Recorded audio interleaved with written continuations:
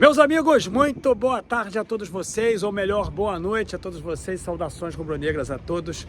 Muito obrigado a você aí, companheiro rubro-negro e anti-rubro-negro, que primeiramente vai começar a sacanear o meu cabelo.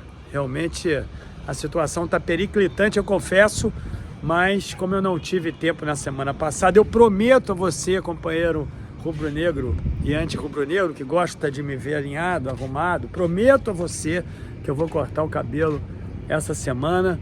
Realmente a minha vida está muito atribulada, você sabe por quê, mas essa semana eu vou encontrar uma agenda lá no Salão Rosa e vou gravar até um vídeo de lá para que eu fique melhor apresentável. Se inscreva aí no canal, deixa o like no vídeo. Hoje à noite, terça-feira, tem uma live às 10h30 comigo.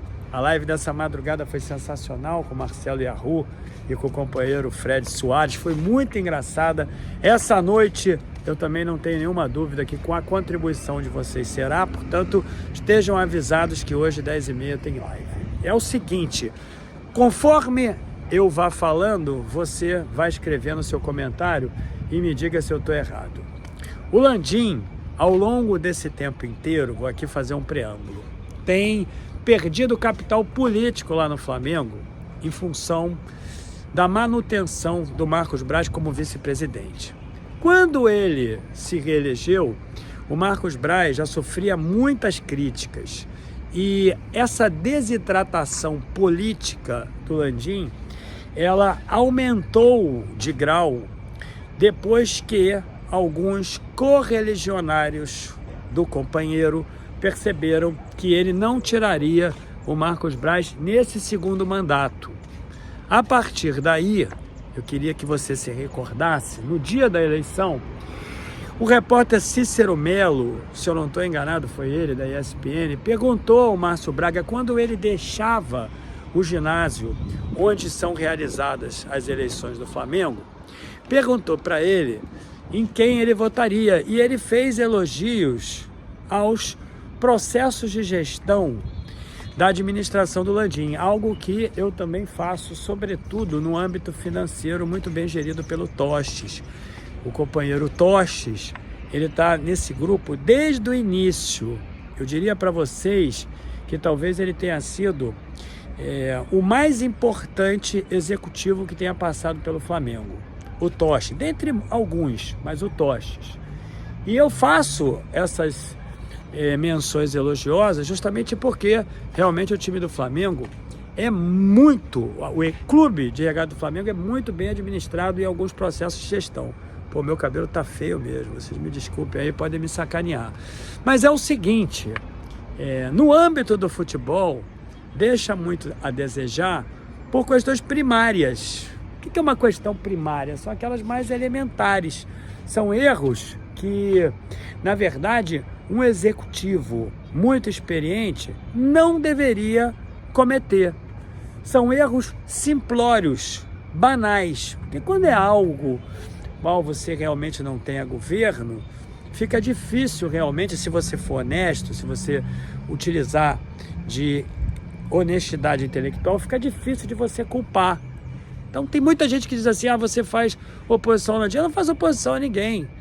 Na verdade, eu faço oposição a ações erráticas que deteriorem o clube de regatas do Flamengo. Isso sim eu faço. Mas se você for parar para pensar, no futebol são erros, como eu disse, primários demais, que o executivo realmente não faria. Você pode dizer assim, mas Gil, o companheiro militou a vida inteira por várias corporações, mas são neófitos no futebol. No futebol propriamente dito, aquele ali jogado dentro de campo, e na logística do futebol também, incluindo o processo de comercialização. Eu vou te dizer, também, mas mesmo assim, são questões tão elementares que acabam gerando reflexões até negativas para o próprio Landim. Ou seja, por que é que ele mantém o Marcos Braz ali? Como é que pode ser possível que, por mais que você até não julgue o Marcos Braz como um homem inteligente, isso aí é algo subjetivo, cada um pensa de uma forma, mas se você julga isso até mesmo para quem não é muito inteligente, os erros são clarividentes demais. São erros que realmente existia uma possibilidade muito grande de transformação de risco em materialização do mesmo, ou seja, do fato que induzisse o Flamengo a uma derrocada, tal como aconteceu esse ano em outras oportunidades. Tem muita gente que diz assim, mas é o presidente mais vitorioso. Vitorioso numa época gloriosa, onde houve um processo de reestruturação econômico-financeira, o qual o Landim também passou, porque era daquele grupo, que acabou permitindo que o Flamengo conseguisse, depois de vendas importantes, como a do Vinícius Júnior, a do Paquetá, depois de muito equilíbrio nas contas do Flamengo, na área financeira do Flamengo, permitiu que o Flamengo pudesse ter uma capacidade de alavancagem, capacidade de atração de investimentos e, por conseguinte, realização de investimentos dentro do campo muito grande. Então, quando você percebe que a hegemonia estava na tua mão, essa é a questão, e essa hegemonia se esvai porque o erro elementar, e aí você se pergunta por que é que isso acontece? Por que será, por exemplo, que ele mantém o Marcos Braz? As ilações realmente são muito negativas, como eu falei, em função de questões elementares demais, até para quem de fato não tem muita propriedade cultural, não tem estrutura cultural para poder realizar diagnósticos. São erros, assim, quase que inacreditáveis. Então aí sobram ilações negativas, e são essas ilações que têm feito com que o Landim, na verdade, perca capital político dentro do Flamengo. E você pode dizer assim, o Marcos Braz e o Landim, eles são muito fortes juntos. Eu não sei mais se isso é verdade, se os apoiadores do Marcos Braz e aquilo que restou do Landim seriam suficientes para que ele pudesse aprovar questões importantes do Conselho. Na semana passada teve derrotas. E você pode pensar assim também, mas Gil, o Márcio Braga está com 87 anos, está com quase 90 anos.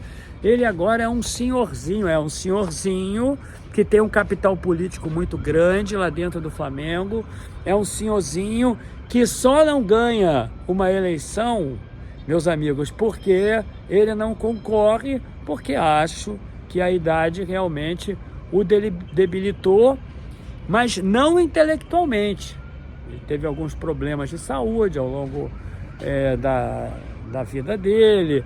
Ele está bem de saúde, mas ele está são o suficiente para poder se articular, como fez agora com o Bandeira, quem ele criticava, para que eles montassem uma chapa para o ano que vem que seja vitoriosa. Isso aí deixou o Landim, deixou a Gávea muito conturbada, porque uma chapa como essa, meu amigo, e principalmente com a situação fragmentada, porque dizem, eu ainda não fui lá na Gávea para poder entender isso, mas dizem que o BAP rompeu com o Landim e o melhor amigo do BAP é o Valim. Então isso me parece ser, eu diria, formador de uma chapa ou de 3 chapas muito fortes para concorrerem o ano que vem.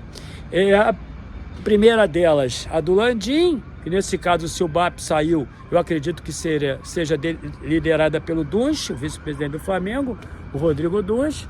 Essa chapa aí do BAP e do Valim, que aí eu não sei quem seria o candidato, porque o Valim sempre é um aspirante a ser presidente do Flamengo. Resta saber também se ele terminaria o mandato, porque ele desiste de tudo, desistiu do primeiro mandato do Bandeira, desistiu depois da vice de finanças, quando era o Rodolfo Landim, quando o Landim assumiu. Ele ficou um ano só e desistiu. Resta saber também, se ele for presidente do Flamengo, se ele vai desistir no meio, como ele desistiu em outras oportunidades. Essa era uma pergunta que eu faria para ele sem medo. Então, eu quero aqui dizer para vocês, meus amigos, que também tem essa chapa do Bandeira, que me parece estar inclinada a voltar. Então, meus amigos, o clima no Flamengo eu diria assim, já de muita tensão no ano pré-eleitoral.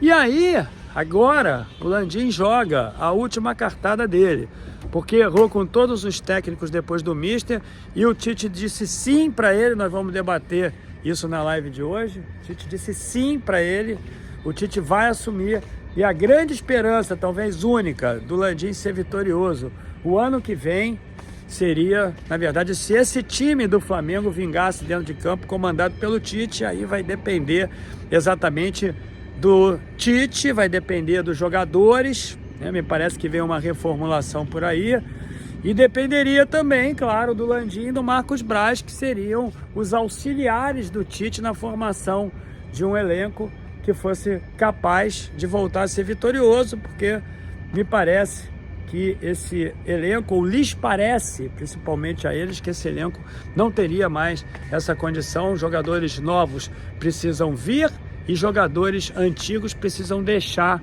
a Gávea. E esse processo todo de gestão de quem chega e de quem sai pode ser até comandado pelo Tite, mas precisa naturalmente do auxílio de alguém do departamento de futebol. E aí você vai me dizer agora aí se o Marcos Braz é capaz de administrar esse desafio. Como eu falei para você, mais tarde tem uma live aqui no canal, às 10h30.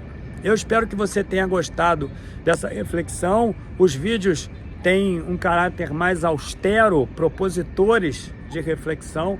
É assim que funciona aqui no canal, e mais tarde vamos falar, né, dessas questões também, de outras tantas que vocês me propõem. Aquela live, eu diria, mais relaxada, aquela live mais divertida que você já está acostumado a participar. Inscreva aí no canal, deixa o like nesse vídeo, me diga o que você achou dessa proposição de reflexão. Eu já sei que você vai sacanear o meu cabelo, então isso aí já é. Mas se inscreva aí, deixa o like, e mais tarde eu tô aí.